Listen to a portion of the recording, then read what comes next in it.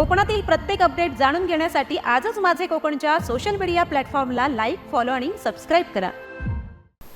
रत्नागिरी जिल्ह्यातल्या खेडमध्ये आज शासकीय ध्वजारोहण समारंभ पार पडला। खेडचे उपविभागीय अधिकारी शिवाजी जगताप यांच्या हस्ते ध्वजारोहण पार पडला।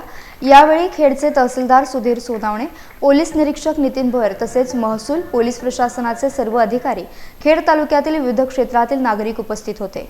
यावेळी नुकत्याच झालेल्या लोकसभा निवडणुकीदरम्यान उत्कृष्ट कामगिरी करणाऱ्या अधिकाऱ्यांचा उपविभागीय अधिकारी शिवाजी जगताप यांच्या हस्ते प्रशस्ती पत्रक आणि पुष्प देऊन सन्मान करण्यात आला।